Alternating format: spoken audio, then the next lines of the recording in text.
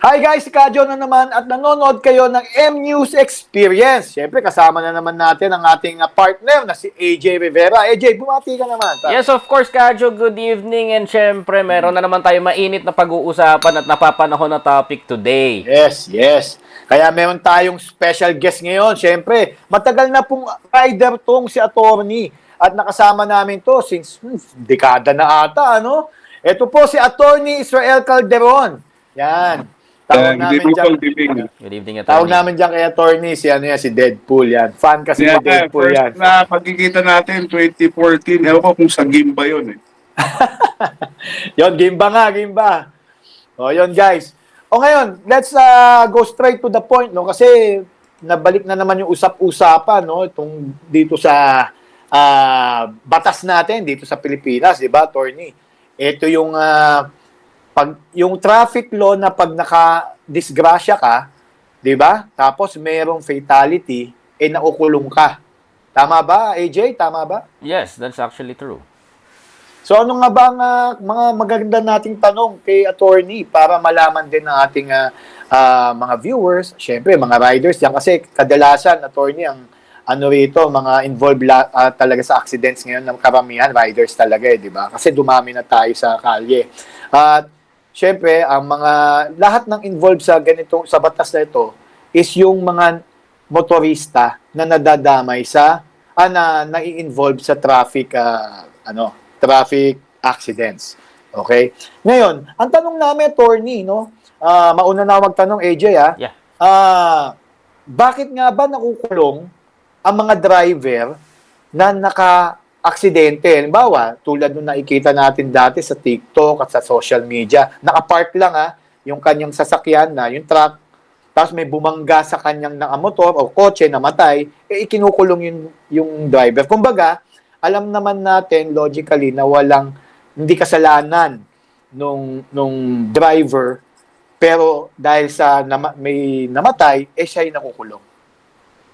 So yun nga, no, tama naman yung ating observation dun sa mga usual na nangyayari na kapag may aksidente, regardless kung fault man to nung driver or nung rider, kapag merong isang nasaktan, namatay, ang mali kasing nagiging assumption is ang may liability is yung hindi nasaktan. Hindi nasaktan. Diba? So which is mali. Actually, ang kailangan kasing gawin ng ating kapulisan dyan or mga enforcer is to determine sino ba yung may negligence. So, yun dapat ang unang i-determine bago ikulong. Kasi meron naman Bakit nga ba, Attorney, kinukulong agad? Bakit nga ba?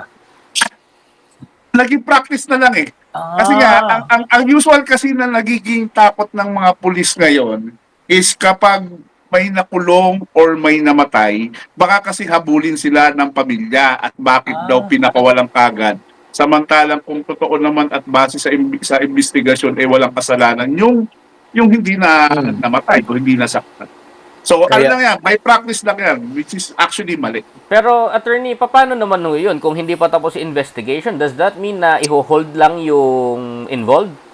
Ang nangyayari naman kasi, ang ginagawa niyan, nandun lang yun sa holding area ng mga police station. Hindi naman yan talaga nakakulong. Yes. Pending na investigation, nandun muna sila. Pero actually, although ito medyo specific na dun sa right ng mga now-hold, no? Kasi not unless may kaso, actually, wala silang karapatang i-hold ka. Diba? Yes. Kasi nga, under investigation pa eh. Kailangan ma-determine muna sino ba ang liable? Kasi ipipresent pa yan sa piskalya, di ba? So, yun yung mga nagiging issue o mga nangyayari ngayon. So, ibig sabihin, kumbaga, pwede kang umalis sa presinto? Parang ganun ba? Typically, not necessarily umalis, no? Kasi ganito yun eh. Maghihintay ka ng ilang oras. Di ba? Okay. Usually, 24 hours, no? Determine nila. Pero ang tanong, meron niyang mga rule na 8, 16, 24 hours na kung saan pwede ka lang i-hold ng pulis. Na kapag walang naikaso sa'yo, di ba, hindi ka nila pwedeng ikulong or i-detain. Di ba magkakaso sa'yo, Attorney, yung kamag-anak, ganyan? Depende kasi yan sa nagiging investigasyon ng pulis eh. Kasi dapat yan, ginagawa ng statement ang both parties. Then both parties, base sa investigasyon ng investigador, supposedly, i-recommend niya kung sino yung liable. Sino ang may negligence. Diba? So sa batas ba talagang yun yung naka-indicate o tama lang yung sinabi mo, attorney, na nakasanayan na? Actually, mali nga yung nakasanayan. Ang dapat, sundin yung nasa batas na kailangan magkaroon ng investigasyon who is Bag- negligent. Tsaka, attorney, paano nga pala kung ang accident nangyari, let's say Friday. Siyempre, Friday night, so wala tayong fiscal, walang papailan ng kaso. Totoo ba yung sinasabi nila na pagka ganun ang nangyari, ang labas mo, Lunes na? Merong mga pagkakataon na merong mga cities or municipalities sa probinsya na wala kasi silang mga duty inquest ng gabi or ng weekend. Okay? Pero dito mostly sa Metro Manila is usually meron na yung mga duty inquest na doon pa lang madidetermine na kung sila ba'y dapat pakawalan o hindi kahit yan ay nahuli ng Friday or ng weekend.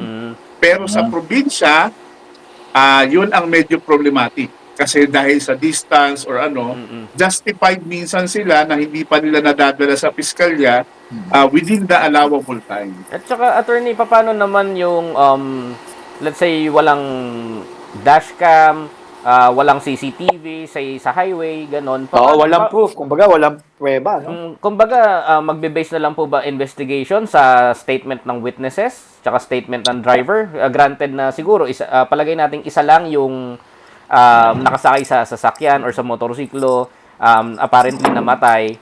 Paano naman po yung ganon? Yun nga ang medyo masakit. Kaya nga, dapat nga yan siguro ito, si Congressman Busita ay magkaroon ng batas patungkol dito na i-require na bago i-rehistro ang isang sasakyan, dapat may dashcam or any means of taking a video. Kasi pananggal lang natin yan or pwede natin magamit sa ebidensya. Yeah. So just imagine, isang insidente, walang ebidensya, ang mangyayari dyan o walang video, ang mangyayari dyan, your word against word Oo. sa kalaban mo. As against yung mismong video, doon pa lang, outright, madidetermine na who is liable. Diba? Sino ang negligent? Kumbaga gagawin mandatory na, no? Kasi parang sa mga business establishment, lahat naka-CCTV na bago ka magbukas, di ba? Sa mga ordinansa, meron na yan. Diba? Kasi napapansin ko rin, attorney, no? Parang ito nagmomotor din ako, alam mo naman yan, attorney, di ba? Usually, umaarte yung ibang nadidisgrasyang nakamotor para lang makakuha ng danyos dun sa, di ba? Sa mga nakabangga. Lalo na, attorney, I have an example, no? A few years ago, meron akong kilala na aksidente. Tinamaan niya yung concrete barrier. So, humampas yung kotse. Ngayon, merong isang naka-underbone na medyo madikit. Tinamaan. So, pagpalo ng kotse, damay siya.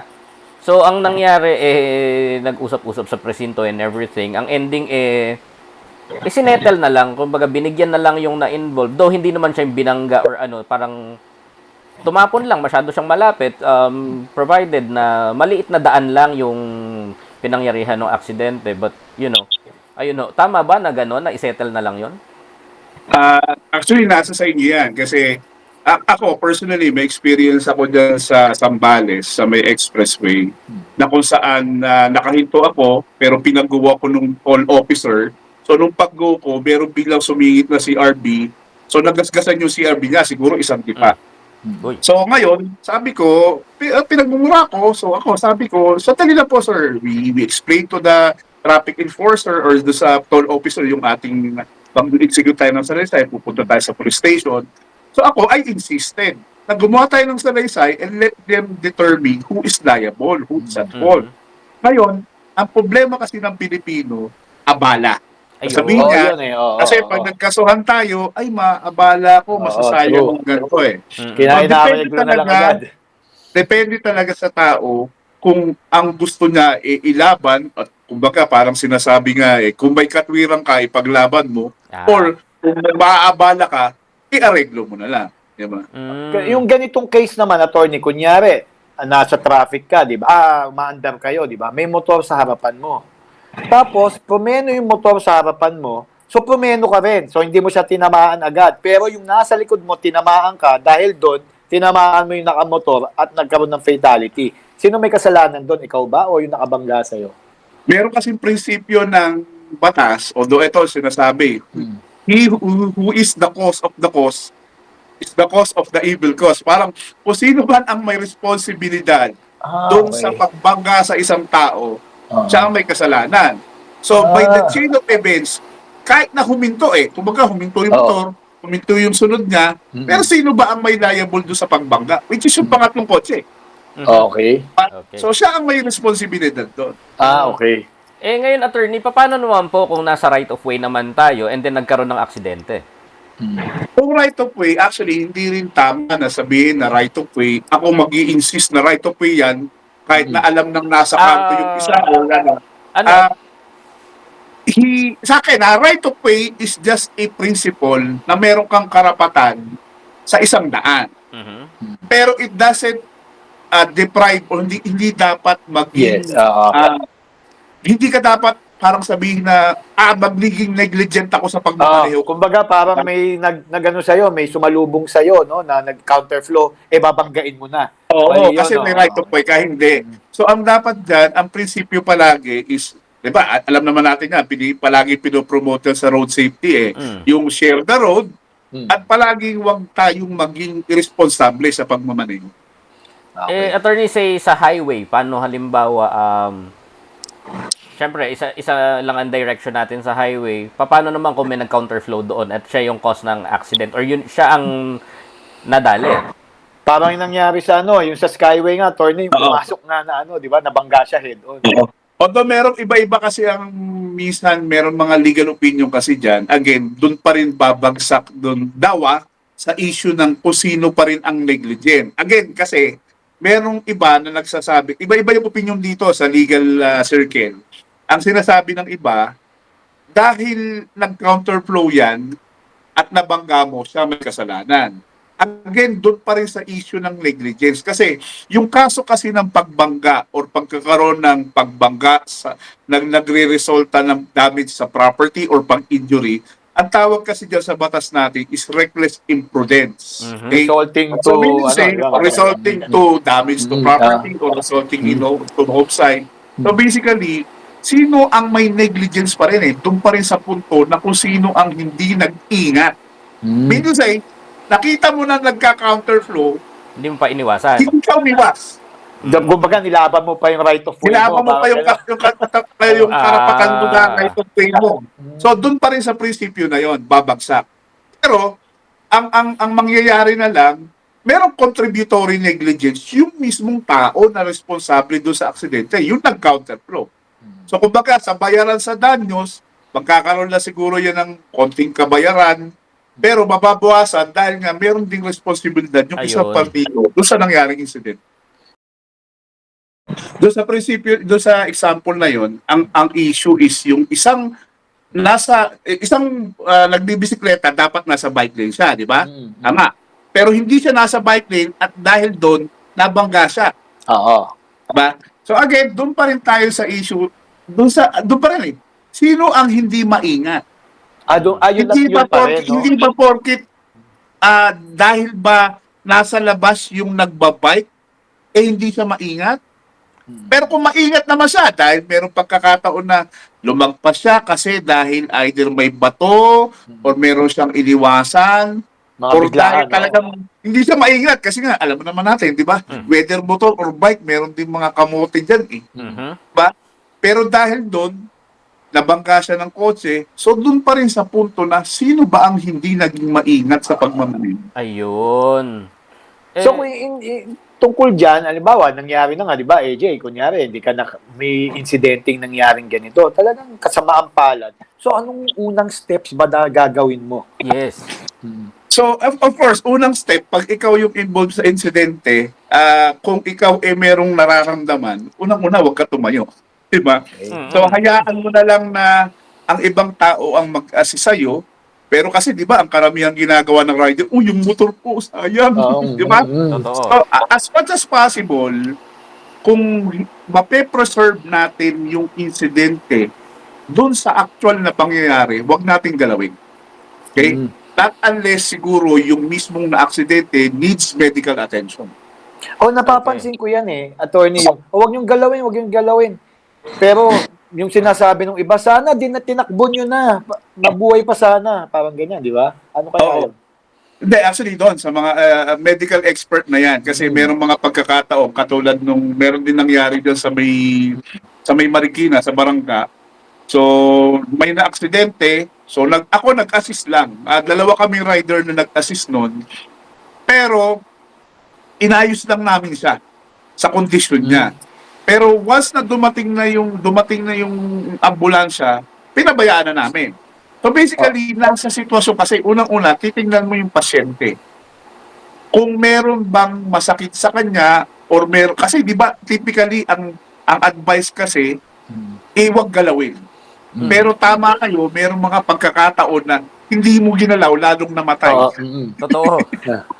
Una mo actually tatanungin diyan kung ano ang nararamdaman nung mismong na-aksidente. Kung kaya niya pa or hindi, 'di ba? Kung kaya niya, okay. Pero kung hindi niya kaya, definitely let's leave it to the To the medical emergency response, no? Pero attorney, paano naman po pagdating doon sa mga vehicles na involved? Tama lang ba na, okay, sige, granted, hindi natin gagalawin muna yung pasyente that needs medical attention. Pero yung sasakyan po, tama lang ba na i-video Nakaharang. natin or picturean muna natin and then just move it para makagalaw din ng traffic? Yung sa issue ng pag-picture, maganda yon. Actually, mas maganda nga video eh. Kasi ang video, ang best siguro manifestation ng kung ano ang nangyari right after the incident. Kung wala kang video during the incident, videohan mo siya right after the incident at kung magkakaroon ng pagkakataon na it would cause traffic, di ba? Pwede naman yung tanggalin eh. Kasi in the first place, pag dumating kasi yung enforcer, bibigyan kayo ng pagkakataong i-sketch yan. Yes. Bibigyan nyo sila ng ebidensya na ito yung sitwasyon ng kotse right after the incident. It would not in any way affect your case kung meron kang video. Kasi kung ang consideration mo naman, sobrang haba na ng traffic. Oo. Hindi mo tatanggalin yan. Yun. Diba? Tsaka attorney, ito, no? Paano kung kinabahan ka? Siyempre, hindi naman lalo na yung mga iba na natatakot, di ba? Naka-aksidente, di ba? Siyempre, tatakbo ko, baka kuyugin ako dito. Ganon. May kaso ba yan? Halimbawa, tumakbo ka, talagang Ang pagkakaalala ko, meron kang kaso kasi merong provision sa batas, if I can recall, dahil sobrang tagal ko na nag-aral ng batas, meron tinatawag na abandoning one's own victim. Minsan kapag ikaw ay naka-aksidente at dahil siguro sa rason na ikaw lang ang nakakaalam, tumakbo ka, pwede kang makasuhan, bukod dun sa pangyayari na ikaw ang naka-aksidente, pwede ka rin makasuhan ng abandoning one's own victim. Oh. At may parusa rin yan. So kumbaga, kahit na hindi ikaw yung nagkasala, no? I mean, hindi ikaw yung may kasalanan, pero tumakbo ka, magkakaroon ka lalo ng problema niya, di ba? Oo, kasi in the first place, meron kasi prinsipyo sa batas na ang flight is an evidence of guilt eh. Kung ibig sabihin, pag tumakbo ka, parang Guilty ka. Okay. Oo. diba? So yun ang yun. Kaso attorney, paano naman kung yung buhay mo naman na nasa peligro? Ibang bagay naman kasi yun, in a sense na, kaya nga napaka-importante talaga ng CCTV at mga video cameras, na kung talagang mapapakita at may mga testigo ka naman na talagang ikaw nangangamba sa buhay mo, actually okay naman yun. Pero eto siguro ang magandang gawin, no? Kung right after the incident is ikaw nangangamba ang buhay, go to the nearest police station. Yun. Okay? Make a blatter and report the matter para at least kung sakaling habulin ka man, meron kang magiging justification or magiging ebidensya na eto ginawa ko, hindi kita tinakbuhan. Pumunta ako sa police station, nireport ko ang insidente kasi for my safety at pinablatter ko. Ayun. So, ngayon, attorney, regarding that, no? Kasi since nga napanood ko nga sa social media, sa TikTok particularly, sa TikTok na lang kumukuha ng balita. Anyways, napanood ko doon sa ABS-CBN ata na news na parang i-amend daw nila to para talagang matulungan na yung dahil nga sa hindi naman kasalanan, nakukulong, ganyan-ganyan. Merong bang move na ginagawa government ngayon? Actually, meron namang, nababalita ko, merong may anti-kamote bill Di ba? Ayun, meron yun yun. Di ba? Yun eh. Maganda yan. Actually, mas maganda na magkaroon ng batas patungkol dyan na kung saan na hindi naman makulong kagad yung mga taong hindi responsable sa pangyayari. Di ba? So, yun kasi yun eh. Para hindi na, sabi ko nga, hindi na mangyari yung nakaugalian na kapag ikaw yung walang kasalanan pero may namatay na partido, kulong ka kagad. Di ba? Pero attorney, paano nga pala? Mabalikan lang po natin. Since wala namang batas or anything any document na nagsasabing dapat silang i-hold, does that mean na pwede rin silang umalis after a specific period of time? Actually, pwede. Ako ang ano ko diyan is tanungin mo sa pulis. Hinuhold niyo ba ako dahil may kasalanan ako o dahil hindi pa kayo tapos mag-imbestiga? Okay. Yun. Ako ay hinuhold nyo, meron lang kayong number of hours na dapat i-hold ako. Correct. Pero kung malaya naman akong makabalik, okay? Anytime, di punta ako, alis ako. Di ba kasi nag-iimbestiga pa kayo? Kasi So attorney, make it a point to determine ano ba ang rason bakit ka nasa police station? Are you being held because you are liable? kumbaga, attorney, tama lang din pala yung mga madalas ipakita sa mga palabas or sa pelikula na pag dumating ang attorney at walang maibigay na reason, talagang binibitbit na nila pa uwi yung mga client. Oo, papanood ko yan. Okay. Ayun nga pala, speaking of laws, kasi attorney, ang dami ng batas na nasusulat, iba-iba. Medyo nakakagulo. Dati rin kasi ako sa government, so nagsusulat din tayo ng policy. Parang, hindi ba napakarami ng batas para sa traffic? Hindi kaya mas mabuting i-amend na lang yung existing law natin? Actually, hindi issue yung number of laws, hindi rin issue yung dapat bang i-amend or baguhin. Ang issue is a matter of implementation. Yun, tama. Ayun. So, Okay. tayo na rin ang nakakapansin, masyadong maraming batas, pero ang tanong, nai-implement ba ng maayos? Kasi yun ang problema, di ba? We have, siguro, kayo, nakaka-experience kayo na makapunta sa ibang bansa, bakit ang mga tao doon is walang takot doon sa pagsunod sa batas? Kasi nai-implement. Di ba? Oo, Correct. totoo. Galing yung na-observe din. Ang Pilipino, pagdating dito, hindi sumusunod sa batas, lahat gawa dito, gawa dito. Kasi, pero pag pupunta sila sa ibang bansa, ay, takot ako. Susunod ako. Attorney, So, doon yung sa issue ng implementation. Yun, tama. kumbaga, parang dito sa atin locally, meron namang sabihin na nating isang lugar lang sa Pilipinas na aware ako dito sa Luzon na sinusunod talaga ang traffic law, which is SBMA. Actually, yun, isa, yung first to stop, first to go. Yes. Tapos, yung nasa leftmost lane ka, pagkakaliwa ka, hindi ka pwede sa second lane. Tama yun. Actually, ang Baguio, nagiging stricto in terms of sa coding. Ay, grabe doon. Totoo. Tapos, yung mga pulis nila, actually, ang enforcer doon, pulis di ba? So, medyo takot yung mga tao. Minsan, yung iba takot mag-violate. Yung iba naman talaga natitikitan. So, kasi nag-i-implement. Pero ano nangyayari? Nagiging maayos Di ba? Nagiging Oo. Tama. Mm. So, attorney, parang ganito ang mangyayari niyan. So, again, going back to the topic, kung na-involve kung sino man kayo na na-involve sa ganito, yung accident, na alam yung hindi naman kayo yung, logically speaking, hindi kayo yung cause, wala kayong kasalanan, di ba? So, ang dapat gawin talaga is to ask, tama yung sinabi mo kanina, AJ, na tanungin yung police if you still have the right to hold me. You have a certain period of time lang, then I can go. Parang gano'n. No? Hindi mo na kailangan ng abogado noon, sir? O kailangan... Hindi. Kailangan lang talaga is kung alam mo na merong ganong prinsipyo sa batas na pwede ka lang i-hold, okay? Pag hindi ka lumagpas do sa oras, usually 8 hours ang pinaka-minimum number of hours na pwede ka i-hold Pag beyond that, wala na silang karapatan. Diba? Actually, pwede mo nga silang kasuhan May tinatawag talaga? Illegal. arbitrary detention or illegal detention. Pag umaba yun. Kumbaga, Talaga. ibig sabihin, ako ba ay hino-hold mo, dinidetain mo na ako, So okay, di magbilang ka ng oras. Mm. Pag lumagpas ka doon sa number of hours, pwede mo na siyang kasuhan. Ang nagiging problema lang minsan eto hindi alam. Minsan, pinapipirma ng waiver. Ayun. Okay, Oo. sige. Pero actually, dapat Oo. to, pag pirma mo ng waiver, may abogado ka dapat nakatabi kasi para mapaliwanag. Pero minsan, depende na nga kung paano yung dumiskarte yung ating mga kaibigan sa law enforcement. Oo. Pero ayun nga, attorney, speaking of, pagdating sa mga ganyan documentation, syempre, kailangan talaga meron kang legal counsel.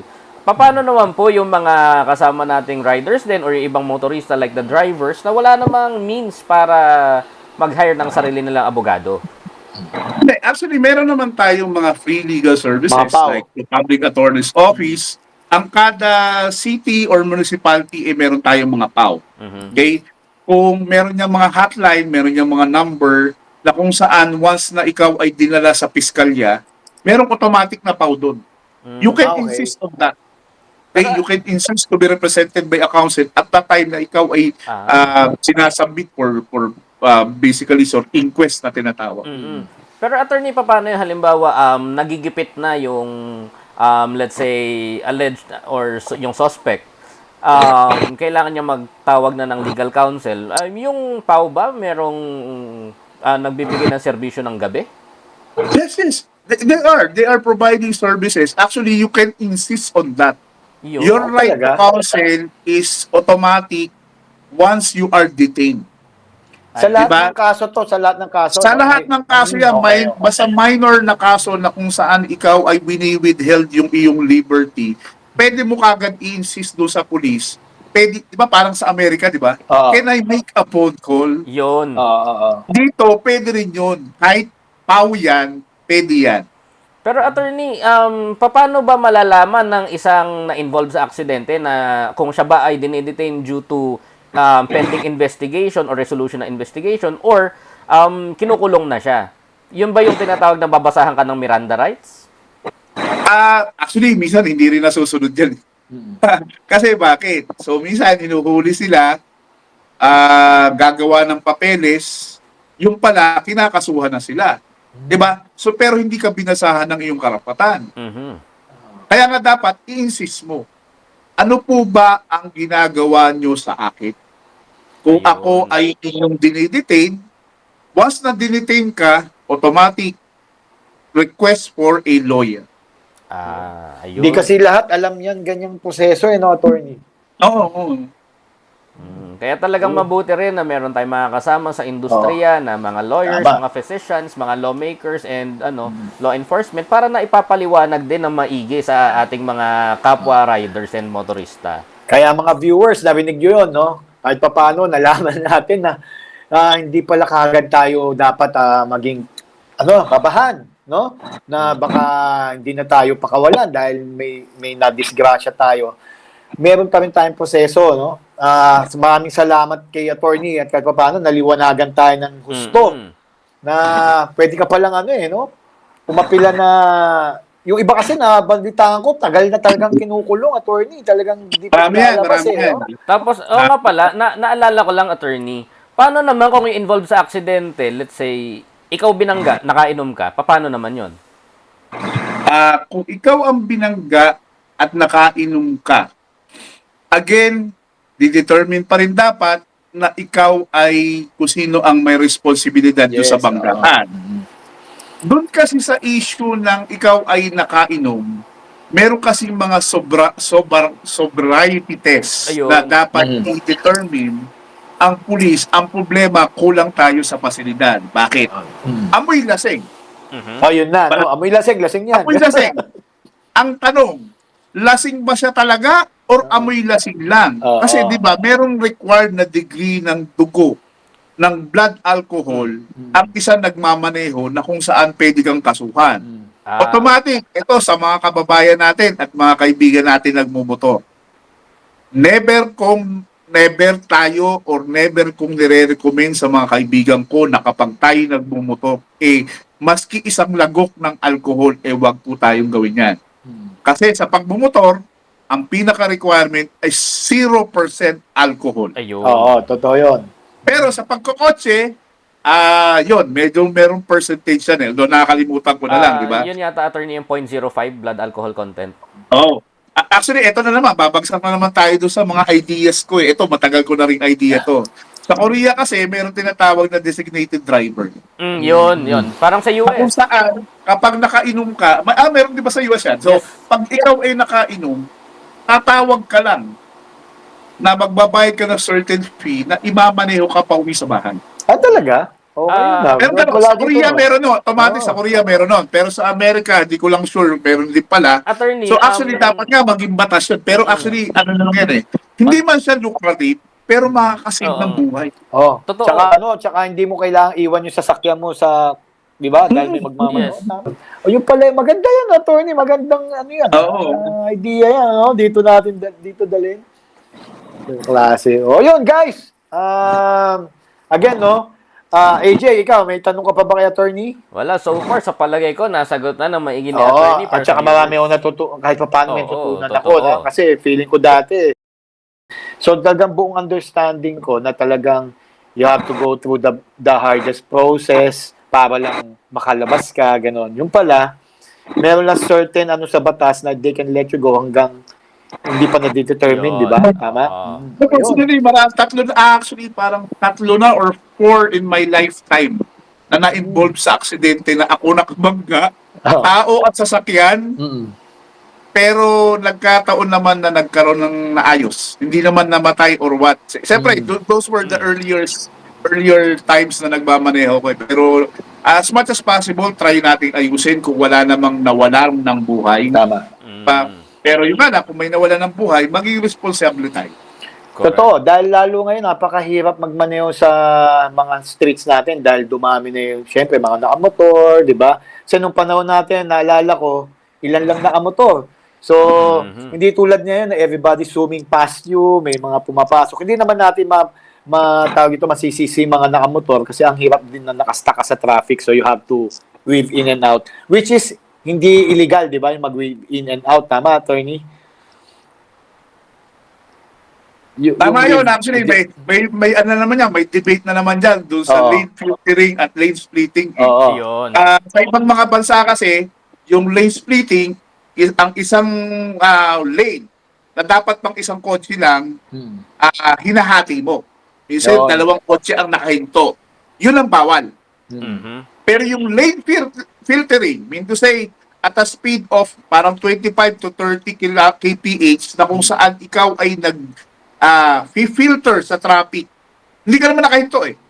Pero nag-filter ka sa traffic, pwede yun. Pero yun nga lang, sa mga kaibigan nating nakamotor, nakahinto na. Oo. Hati-hati. Lahat nandun. Lahat nagkumpul sa harap. Actually yun, Tama. bawal talaga yun dapat eh. Pero kung dito, kahit nag-filter dito ka, sa atin, yun, no? walang- Bawal yun dapat, no? Okay. O yun guys, marami pa tayong next na mga episodes tungkol naman dito, attorney ha. Kukulitin na naman namin. Anytime tayo. Yun. Anyways, ayun guys, ang dami natin natutunan ngayon. Malamang, yung mga iba dyan na gustong malaman talaga to, no? Tulad namin eh. Kahit pa paano, nalaman na natin na meron pala tayong chance pagka kung tayo naka-aksidente. Pero again, drive safely, no? Defensively. Correct. Ayun guys, ako po ulit si Kadyo at ang kasama po natin si Attorney Israel Calderon at syempre si AJ ang aking partner. Maraming salamat na nanonood kayo. I-remind ko lang sila, Attorney, na sana mag-like, subscribe, and share this para makuha namin aming silver play button. Oo. Yun, no? At syempre, Kadyo, napapanood tayo hindi lang sa YouTube, pati na rin sa Facebook, TikTok, and Spotify. Spotify. So itong podcast namin, bago lang kasi, Attorney, actually, pang fourth pa lang Buti pa kayo, namin to. magsusilver na, no? Oo. Samantalang ako, yung account ko, lagpas 10 taon na yata o 12 years. Hanggang ngayon, wala pa 100 yung ano eh. Pero ano naman ako, hindi naman yun yung buhay ko eh. Oh, tuloy-tuloy mo lang, Attorney. Suot mo yung mascara na Deadpool. May parating. Dahil Yun, sa'yo. Nakuha mo na ang ganda, di ba, kay Bitoy? Mga after one pa, 1 week pa. Ayun. O, yun, guys, again, we're thanking all of you at nakisama kayo sa amin ngayon at abangan nyo yung mga susunod pa namin mga episodes. At abangan nyo, may mga maraming pa tayong katanungan kay Attorney sa mga susunod pang episodes para mas marami tayong matutunan sa batas natin kahit papano. Okay, guys? O, yun. Again, we would like to thank you guys. And I'm Kadyo and this is AJ and Attorney saying, see you all Next time.